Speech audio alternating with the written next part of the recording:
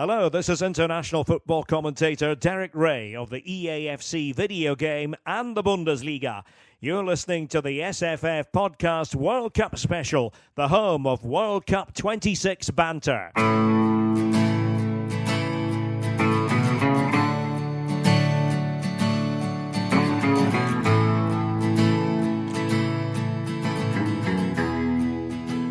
The attention now turns to the final group game between Scotland and Brazil, who meet for the fifth time in the group stages, equaling a tournament record with Argentina versus Nigeria. To give a Brazilian perspective in this game, we've invited an Englishman residing in Turkey with a great knowledge of South American football. It's co-author of Mundiales by Pitch Publishing, Mark Biram. Mark, welcome back to the SFF Podcast. How are you? I'm very well. Thanks for having me back. Doesn't seem long since the last one, but no, it's an absolute pleasure.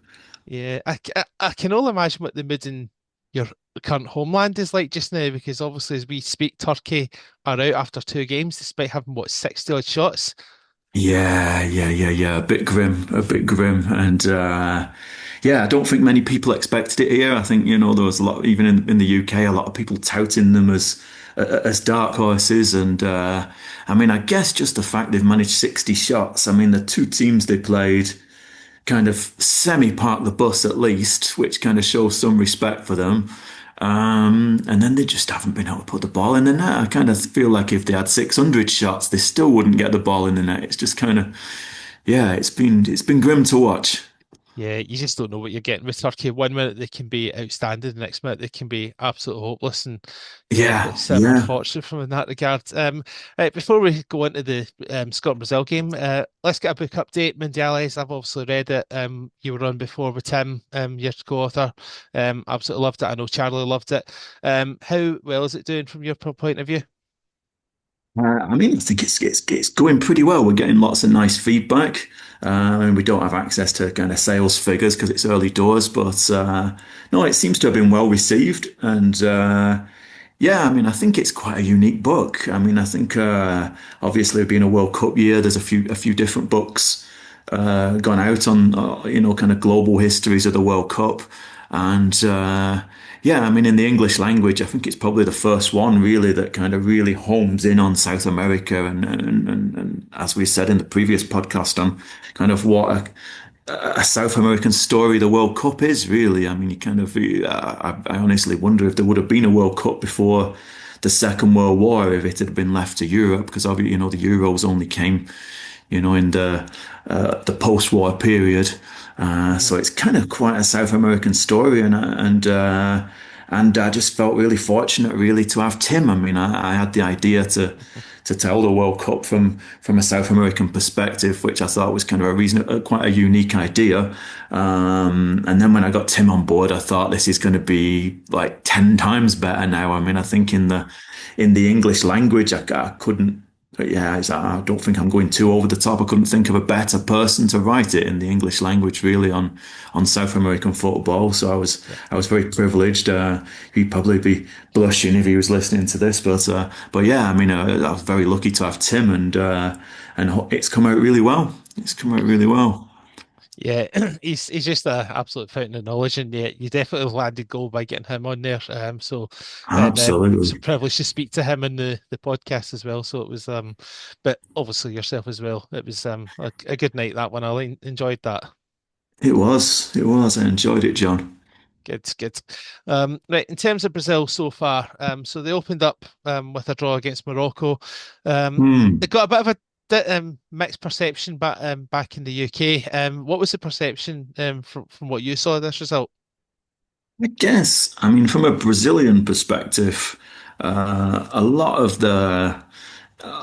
is coloured by history, really.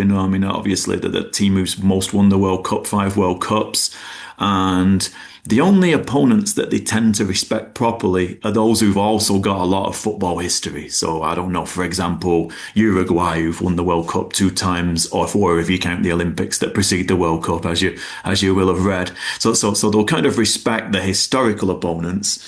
Morocco, I don't think they gave due respect to, because as you Scots kind of saw in the second game, Morocco are a very handy side, and as the world saw in the 2022 World Cup. They've got a lot of handy players, Morocco, but I think Brazilians probably, I don't know, I think it takes them a while to kind of recognize a newly emerging quality side. So for that reason, I think they were expecting to win comfortably, and they were really surprised to find themselves a goal down and kind of struggling a little bit. And then at that stage, I guess, I mean, after the game, they kind of tried to look for a scapegoat. And in a similar style to what I've just said, the scapegoat in the Brazilian press seemed to be mostly Igor Thiago, who you probably know from football, our side of the pond, is playing for Brentford at the moment. And I think there's a certain kind of snobby attitude in Brazil that kind of says, well, that's not a big club. And, as we know, Brentford have, outplayed the likes of, I don't know, Spurs or Newcastle this year. They finished in the top six, deserve a bit of respect. But because of that lack of historical pedigree, I think Brazilians have been like, well, why have we got a Brentford player in the national side? And, we would say, well, Igor Thiago's been scoring 1 in 2 for a long time. He's a good player. That's why he's in. But to Brazilians, it's like they don't want a Brentford player, or they've got Ryan as well from Bournemouth in the squad. They're not keen on that either. And the other scapegoat, I guess, has been Casemiro, who he's kind of perceived to be slowing down a little bit. So, yeah, I mean, it didn't go down too well the first game. Yeah. Yeah, I don't think Thiago covered himself in glory from what I saw of the game. I don't think he had a He didn't particularly have a great game, to be fair as well. I mean, yeah, he did kind of leave himself open to criticism. Yeah, but they did replace him with Matthias Cunha, who had a strong end to season with Manchester United, and well, that decision proved to be justified because he scores 2 decent goals and Vinny gets the goal. What's the post-match reflections of that game against Haiti? Obviously, the team was pretty much done at half-time. A lot happier, a lot happier. I mean, I think after the first game, I mean, since Ancelotti has joined, he's been with Brazil for just over a year now. I think it was last May, so it's like just over 12 months. And with Ancelotti, it's been like the most protracted honeymoon ever. They've really taken to Ancelotti from the beginning. He's really kind of charmed the Brazilian press. He's charmed the pants off everyone. Even kind of the Neymar thing was kind of typical of his kind of, charm and propaganda offensive with the Brazilian press. He kind of thought it's probably easier to put him in than not, I think, in the end. Tim's talked in a lot more detail about that. So he's been kind of in the good books, but I thought as soon as they get a bad result, they're going to be on his back. And sure enough, after the Morocco game, he was quite heavily criticised for getting making the wrong selections from the start. Igor Thiago, for example, there were 1 or 2 other changes. And yeah, he really needed a really comfortable win against Haiti to get himself back in the good books. And yeah, I mean, they managed to provide that. But you would kind of expect them to be quite comfortable against Haiti, I think. So it's given him a bit more leeway, but I don't think they're entirely convinced yet because it's still only Haiti. So I think the Brazilians are going to put a lot of importance in the next game, which is obviously the one we're talking about. Is it because Ancelotti is perceived as pragmatic because he comes from Italian football and the European culture, whereas Brazil are all about the samba, the flair, and the beautiful football that has been perceived? Although we've discussed before, there have been some cynical Brazil sides before as well. Yeah. I mean, I would say not so much, John, because I mean, the tradition of Brazilian coaches really is more often than not towards the pragmatic side. I mean, Scolari, when he won it in 2002, was the kind of the master pragmatist. A lot of the Brazilian coaches historically have come from the south of the country and have been a little bit more towards pragmatism, discipline, etc. With the futebol arte, the artistic football of the 80s, perhaps under Tele Santana could be an exception, but you could even include that.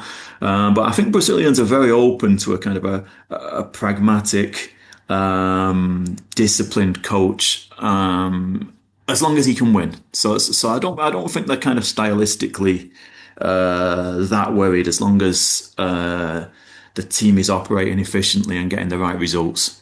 Yeah, fair enough. It's good to hear a different perspective because, as you're aware, being European, that Mm, there's a certain perception that seems to be labelled. But obviously, it's good sure. to hear the other side now. Um, I mean, you've obviously touched on Thiago and Casemiro. Who else has been disappointed, or is it mainly those two that are the scapegoats so far?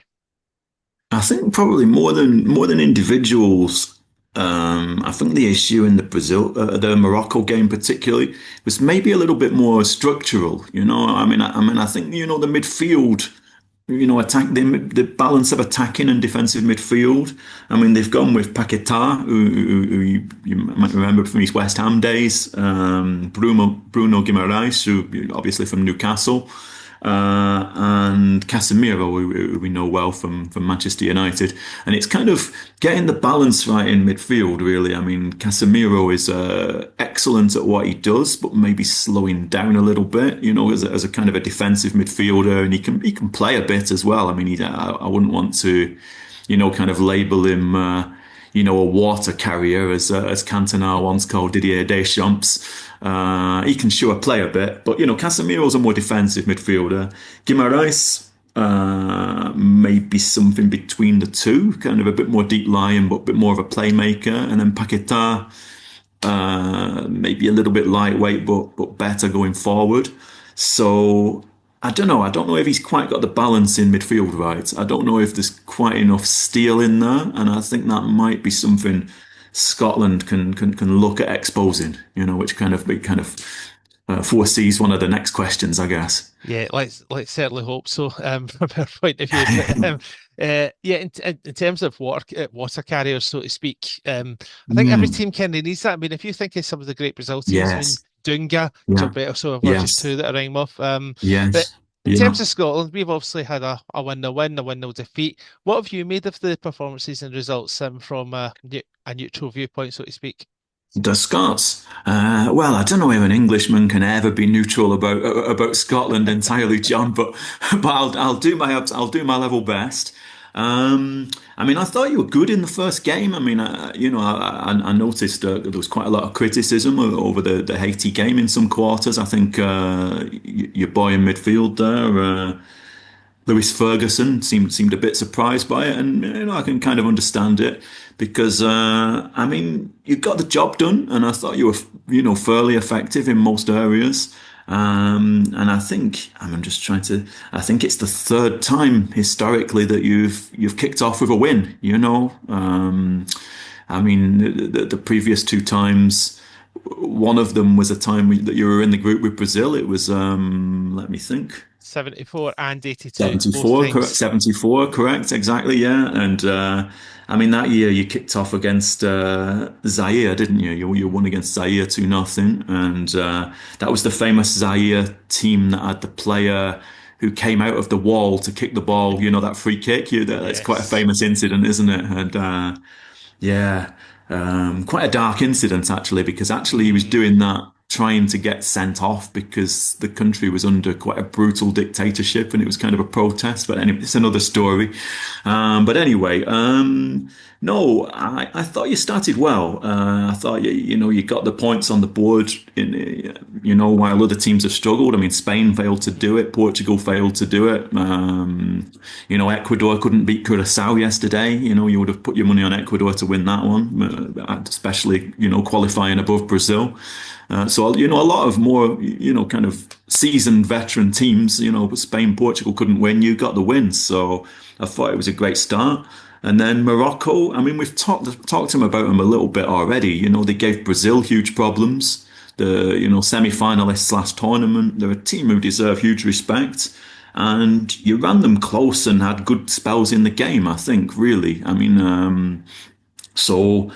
I think it's been a really good start for you guys. But I mean, I guess in terms of points on the board, it leaves you going into the final game in a kind of, a more discernibly Scottish kind of predicament, doesn't it? It's always been do or die in that last game, hasn't it, for Scotland? So it kind of leaves you in kind of familiar territory in a sense. But overall, I think it's been a good tournament, and I think what's a bit different from the previous tournaments is the number of third place teams that will go through, which gives you a great chance, I think. Yeah, the result on Wednesday will obviously play a lot to that. I mean, obviously, from our perspective, a point should be enough. A one goal defeat Definitely. might be enough. Anything below Might that is be, a bit yeah. of worry. Uh-huh. But we'll just need to wait and see how that goes. But who did Brazil most fear in the Scotland team? I would probably guess. I mean, these kind of questions, it depends on the opposing team's knowledge of your team, doesn't it? But I would probably guess off the top of my head, McTominay. And the specific reason for that is what we've talked about, really. I mean, Casemiro's kind of slowing down. He's a quality player, but will he have the energy? Will he have the lungs to deal with McTominay's energy? I mean, I think that's the weak area in the Brazilian team, really. Because, like I said, I Mhm. mean, in the rest of the midfield, they got Paquetá, who's talented but a little bit lightweight, and it depends who Ancelotti goes with because he might shake it up. But I tend to think in midfield you could outmuscle them in the centre. That could be an area, and also not only outmuscle, but I think you should try to play at a high tempo probably because I think I mean he's nowhere near as old as Modric, but to get an England reference in, I mean Modric has tortured England in the past, as has Pirlo in the midfield area, and there was no greater success for England the other night than watching Modric trudge off after 57 minutes. That was kind of Croatia admitting that, he's slowing down a little bit and the tempo of the game was too fast for him. So I think, you'll be looking to do something similar. And I think, players like McTominay will be really key in that in the middle of the park. Lewis Ferguson too. Yeah. Yeah, good luck to Scotland playing a high tempo in the Miami Heat. I think Well, that's yeah, going to yeah, yes, yes, yes, yes. I mean, there is that issue. I mean, yeah, it's the same for both sides, but yeah, it's tough to do that. I mean, I was surprised England managed it really. I mean, the same kind of problem. It's not really a British thing to manage yeah. high tempo in the heat, is it? But yeah, I mean, I think you've got a fit team. I think you've got a lot of experience from top leagues now. I mean, it kind of reminds me of you've had Serie A players in the past, haven't you? Kind of a cadre of Serie A Mhm. players back in the 70s, so many, Jordan and Lorimer, Dalglish, Bremner. And you've kind of got that again. I mean, I'm not sure they're quite that caliber, but, McTominay was absolutely crucial, wasn't he, to winning the Mhm. title for Napoli. And that's been done, what, 4 times in a century. So, that was a pretty big achievement. Yeah, well, McTominay is held by the Napoli fans is up there with Maradona. So Yes, yeah, they've got yeah, no, murals that's about him right. No, and things over he's there. yeah, yeah, yeah. No, he's a real cult figure, isn't he? And quite rightly too. I mean, like I say, 4 times in a century, and yeah, I mean, two of those were Maradona, really, weren't they? So it's like he's a Mhm. massive, massive breakthrough. I would never have guessed in a million years when he left Manchester United that was going to be the story. You Yeah. know. Yeah, it's incredible, and hopefully can come up with a moment on Wednesday. But let's get a score prediction from you, Mark. So the country that you've been writing about versus the country who are your rivals from an England point of view. What do you think the score's going to be? Well, Tim would probably kind of smile pityingly at me for saying this because I think he thinks that Brazil will come through quite comfortably, and he's a lot closer to the Brazilian football culture than me. But I'm going to go for a 1-1. I think you can do it. I'm kind of known for my optimism, but I honestly think, yeah, if you play your best and you're energetic in midfield, I think you can get a draw. Well, I would certainly take that, Mark. So let's hope so. And we shall wait and see if Brazil deliver another knockout blow to Scotland, as has been in the past, or if Scotland can finally get a result against their World Cup nemesis. Thanks for your time, Mark. Enjoy the rest of the World Cup, and well done Absolute again pleasure. on the success of Mundiales. Thanks very much, John.